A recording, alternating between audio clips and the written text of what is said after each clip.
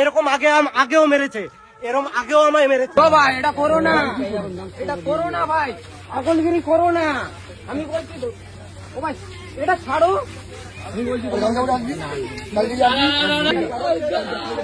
সবাই এরকম কলার ধরলো, কলার ধরে টান দিল আমাকে, ঠিক আছে, টান দিয়ে এরকম সাইডে নিয়ে আসলো, তারপরে পোদ বেরিয়ে দিল আমার। যে প্রবলেমটা আমায় বলে দিতে পারো, আমি চাই না অন্য কারোর হাতে নিজের জীবনটা শেষ হয়ে যায়। হেই হোয়াটসঅ্যাপ বন্ধুরা, কেমন আছো সবাই? আশা করি সবাই খুবই ভালো আছো। সবাই আমি সাহেব আর তোমরা দেখছো এক্সপ্লোর বাই সাহেব। এই কিছুদিন হলো শেষ হয়েছে জানুদের পানু দিবসের সপ্তাহ। এই সপ্তাহের মধ্যে ঘটে গেছে অনেক কটা কাহিনী, আর এই সপ্তাহের মধ্যে আমাদের সকলের প্রিয় সুইটি বৌদি তারই মগা ভাতার রাকেশকে কেলিয়ে দিয়েছে একদল গুন্ডা বাহিনী। লাঠি খাতা যা খুশি মারছে আমাকে, ঠিক আছে, আমি তাও বলছি দাদা কেন মারছো হ্যান ত্যান। আবার রনকে কেলিয়ে দিয়েছে রনের দিদি। এরকম আগেও মেরেছে, এরকম আগেও আমায় মেরেছে। তারপর মস্তান ভাইকে লেকে কেলানো সেই পুরাতন ভিডিও আবার ভাইরাল হচ্ছে। ও ভাই এটা করো না, এটা করো না ভাই। আর একটা ব্রেকিং নিউজ, সানাম তেরি কসম 2 এর হিরো হতে চলেছে আমাদের সকলের প্রিয় বাদাম কাকু, এবং তারই হিরোইনি হতে চলেছে আমাদের সকলের ছাপড়ি মস্তান ভাই। মস্তান ভাইকে আগে কই বল सकता है क्या? এইসব ঘটনাগুলো আজকে আমরা হাড় থেকে গাড় পর্যন্ত ভেঙে দেখবো। তো চলো প্রথমেই দেখে নিই আমাদের সুইটি বৌদির ভাতার রাকেশের কি অবস্থা। লাঠি খাতা যা খুশি মারছে আমাকে, ঠিক আছে, আমি তাও বলছি দাদা কেন মারছো হ্যান ত্যান। খুব খারাপ লাগছে রে, কিন্তু মারলো কেন তোকে? জানি না কেন, ওদের কি রাগ ছিল, কেন আমাকে মারলো, কি কারণে মারলো, আমরা কোনো কিছু জানি না, ঠিক আছে। কেসটা তো খুব জটিল দেখছি। আচ্ছা তোকে কি সবার সামনে কেলিয়েছিল নাকি সাইডের দিকে নিয়ে গেছিল? সাইডে নিয়ে আসলো, ঠিক আছে, একটা জঙ্গল আছে।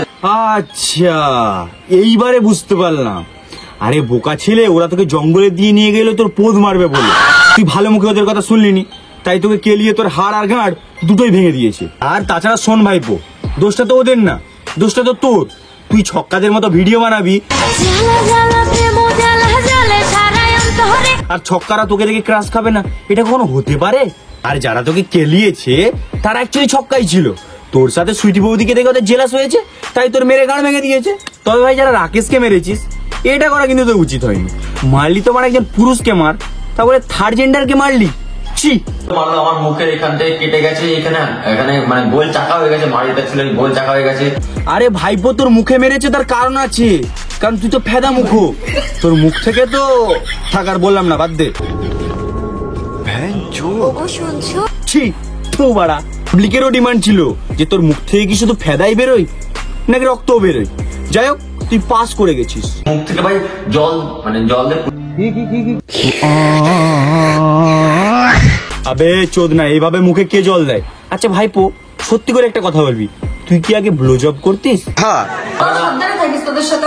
হতে পারে। আরে বৌদি তুমি তো রূপে লক্ষ্মী গুণে এলভিস যাদব গো, সোশ্যাল মিডিয়াতে ওপেন থ্রেড দিচ্ছ, কি সাহস মাইরি। তোদেরকেও আসতে হবে। মানে বৌদি আমি যে তোমাদের রোস্ট করলাম, তোমাদের ওদিকে গেলে আমাকেও কেলাবে? দেখো বৌদি, তুমি যদি ভালোবেসে আমাকে কেলাও, আমি তোমার হাতে কেলানি খেতেও রাজি। কার্মা জিনিসটা বোঝো তো, কার্মা কিন্তু ফিরে আসবে। আচ্ছা এই ব্যাপার। বৌদি যদি একটু আসো, আরে আসো না, গালটা একটু বাড়াও না। এই দেখো আসছে না, আরে নিজের দেওর মনে করে আসো আসো। বলছি ভাইপো এবারে কার্মা ব্যাক করবে তো? দেখো সানাম তেরি কসম 2 মুভির কাস্টিং এর দায়িত্ব পড়েছে আমার উপর, তাই আমি ভাবছি আগের মুভিটাতে নায়ক নায়িকার যে এই বডিটা মানায়নি, নায়িকার জন্য আমি একটা পারফেক্ট বডির একটা নায়ক খুঁজেছি। পচা মস্তান ভাইয়ের ক্লিপটা লাগা। छोड़ दिया है मैंने पीना कसम से, तुम्हें मिस करता हूँ। দেখো আমি যদি মস্তান ভাইকে নিয়ে সানাম তেরি কসমের পার্ট 2 বার করতে চাই, তাহলে আমাকে কয়েকটা জিনিস চেঞ্জেস করতে হবে, যেমন ইন্দর বান্দর, সানাম তেরি কসম ছাপড়ি তেরি কসম, মস্তান ভাই দেখো একটা মুভিতে এতগুলো চেঞ্জেস তো আমি করতে পারবো না, এতগুলো চেঞ্জেস করলে ডিরেক্টর আর প্রডিউসার দুজনে মিলে আমার শুকনো আড়াই পুঁত মেরে দিবে। তাই মস্তান ভাই ইউ আর নট সিলেক্টেড। দেখ কত বড় বোকাচোদা আমি। আরে দাঁড়াও যাচ্ছ কোথায়? আরে আমার কাস্টিং লিস্টে এখন একটা স্যাডা ভাঙা নায়ক আছে, খচা অন্যের গানে নামের খচা। বাদাম কাকুর ক্লিপটা লাগা। দূর যাওগে जो तुम मर जाएंगे हम। আরে কাকা আমার পকেট তো পুরো ফাঁকা, আর কি ভিডিও বানিয়েছো কাকা, কষ্ট তো অডিয়েন্সের পুরো বিচি অব্দি টাচ করে যাবে, কিছুজন তো কষ্টে বিচি অ্যাটাক করে মরে যাবে। কাকা তুমি সিলেক্টেড, কিন্তু একটা শর্ত আছে, তোমার নায়িকা হবে আমাদের মস্তান ভাই।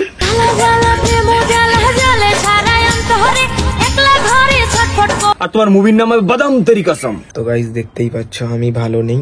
আরে মস্তান ভাই, আবার কার বাড়িতে চুরি করতে কি কেলানি খেলে? আমি 20 স্পিডে বাইক চালাচ্ছিলাম, তারপরে সামনে গলি থেকে একটা কুকুর বেরিয়ে আসে, আর আমি ওই কুকুরটাকে বাঁচাতে গিয়ে ব্রেক মারি, আমার বাইক স্লিপ খেয়ে পড়ে যায়। আরে না না মস্তান ভাই, তুমি একদম কাজের কাজ করেছো, দাদা হয়ে নিজের ভাইকে বাঁচিয়েছো, তুমি তো মহান গো। समझा? हाँ नहीं तू समझा नहीं। দেখ কত বড় বোকাচোদা আমি। আচ্ছা মস্তান ভাই, মনে আছে তোমাকে লেকে একবার ফেলে কেলিয়েছিল? শুনলাম সেই ভিডিওটা নাকি আবার ভাইরাল হচ্ছে। এখন এই ভিডিওটা নিয়ে কিছু কিছু পাবলিকরা নিয়ে শেয়ার করছে, ভাইরাল করছে, আমাকে বদনাম করার চেষ্টা করছে। বাড়া আমি একটা কথা বুঝি না যে সেই মানুষগুলো কারা যারা তোকে বদনাম করার চেষ্টা করছে? মানুষ তো তোকে এমনিতেই কিস্তি মারে। সব থেকে প্রথম তোমাদেরকে একটা ভিডিও দেখাচ্ছি, এই ভিডিওটা নিয়ে, এই ভিডিওটা অনেকদিন আগের ভিডিও। আরে বিচি মুখো আগে ভালো করে ভিডিও বলতে শেখ, শুধু ভিডিও ভিডিও করে যাচ্ছে। তেল মুখে ইডেন গার্ডেন করবে এডেন গার্ডেন, ইন্ডিয়াকে বলবে ইন্ডিয়া, সাকসেস কে বলবে সাকসেস, সমালোচনাকে বলবে সমালোচনা, ভ্যালেন্টাইন কে বলবে ভ্যালেন্টাইন। সালা মূর্খ চোদার বাল, সালা পাতা কোচ ছাপড়ি চোদা নাকি আবার গুচির ব্র্যান্ড ছাড়া পড়ে না। আরে ভাই, আমি যে কোটটা পরে আছি না, এই কোটটা তুই কিনতে গেলে না তোর 6 মাসের ইনকাম লেগে যাবে। হ্যাঁ রে চোদ না, আমরা তো বিহারি, হাওড়া থেকে টিক্কি গিয়ে কলকাতায় এসেছি। কোন কোটটা কিনতে 200 টাকা লাগে আর কোন কোটটা কিনতে 6 মাসের ইনকাম লাগে আমরা তো কিছু বুঝি না। বাড়া ফুটপাতের কোট পরেছিস, মাথায় সাদা চুল, সবকিছু ভুলে গিয়ে আমার বিচি ধরে ঝুল। গাইস দেখতে পাচ্ছ, আমি এখন দুটো কুকুর কিনে আনলাম। তোর বোকা চোদা, এখানে দুটো কুকুর কোথায়? এখানে তো 3টে কুকুর আছে। দেখ কত বড় বোকাচোদা আমি। তুই এটা এতদিনে জানলি? আমরা হচ্ছে আদিকাল থেকে জানি। বাবু তুমি কি করছো? তোমার বাবু চুরি করতে গিয়ে ধরা পড়েছে, তাই তাকে এমন কেলিয়েছে সে এখন ঘরে পদুলটে শুয়ে আছে। এবারে একটু আমরা বংরনের ব্যাপারটা নিয়ে কথা বলবো। দেখো আজকাল সোশ্যাল মিডিয়া নয়, সোশ্যাল মিডিয়া এখন সুপ্রিম কোর্ট হয়ে গেছে। বাড়ির প্রবলেমটাও মানুষ সোশ্যাল মিডিয়া আপলোড করেছে। যেহেতু বংরন সে তার নিজের বাড়ির প্রবলেমটা সোশ্যাল মিডিয়া আপলোড করেছে, সেক্ষেত্রে রোস্টাররা এই ব্যাপারটা নিয়ে রোস্ট করবে, এটাই স্বাভাবিক। এবারে অনেকেই বলছে এটা প্র্যাঙ্ক, তাদেরকে বলি এটা প্র্যাঙ্ক না, এটা রিয়েল। কারণ একটা রিয়েল কান্না এবং একটা অ্যাক্টিং কান্নার মধ্যে অনেক ডিফারেন্স আছে ভাই। তাছাড়া প্র্যাঙ্ক হলে রনের মুখে মারের আঘাত থাকতো না। আর আমি দুজনের ভিডিও থেকে যেটা বুঝলাম, এখানে দুজনেরই দোষ আছে। রন শুধু কেটে কেটে ওকে মারার ক্লিপগুলোই লাগিয়েছে, ও তো পুরো ভিডিওটা সোশ্যাল মিডিয়া আপলোড করতে পারতো, আপলোড করলো না কেন? আর একটা কথা, রন কি শুধু একাই সত্য কথা বলছে? চলো মেনে নিলাম ওর দিদি খারাপ, ওর মাও খারাপ, ওর বাবাও খারাপ, কিন্তু ওর কাকি তো সেম কথাই বলছে, একটা ভুল বুঝাবুঝি থেকে এটা হয়েছে। তাহলে তোমরাই বলো রন কি একাই ভালো, বাকি সবাই খারাপ? আরেকটা কথা, কোনো বাবা মা তার সন্তানের খারাপ কেন চাইবে? সে তো আর তার সৎ সন্তান না, সে তো বেকারও না, যথেষ্ট ইনকাম করে, তাহলে তার ক্ষতি কেন চাইবে তার বাবা মা? একটু লজিক্যালি ভাবো। তুমি রনের ফ্যান বলে তুমি রনের দিদিকে, তার মা বাবাকে গালাগালি করবে, এটা কিন্তু ঠিক না। একজন ফ্যান হয়ে না, সৎ বিচারক হিসাবে বিচার করো। এখন বংরনের কিছু অন্ধ ফ্যান ফলোয়ার্সরা আমার কমেন্টে এসে হাঁকবে, তাতে আমার বাল ছেঁড়া গেল। সেটা তোমাদের কাজ, তোমরা করতে থাকো। আর রাকেশ সুইটি, তোরা কেলানি খেয়েছিস, তোরা পুলিশের কাছে যাবি। যারা তোদেরকে কেলিয়েছে তারা খুবই অন্যায় করেছে, কিন্তু তোরা যে সোশ্যাল মিডিয়ায় এসে ওপেন থ্রেড দিচ্ছিস, এগুলো কি ঠিক করছিস? সাবধানে থাকিস, তোদের সাথেও হতে পারে। কোনো কথা বলার আগে অন্তত দুবার ভাবিস। এট লাস্ট আমি এক্সপ্লোর বয় সাহেব একটা কথাই বলবো, প্রেমিকাকে নিয়ে মলে গেলাম, ড্রেস কিনেছি দামি। কি বললাম? প্রেমিকাকে নিয়ে মলে গেলাম, ড্রেস কিনেছি দামি। ঘরে এসে মানিব্যাগ খুলে বললাম, দেখ কত বড় বোকাচোদা আমি।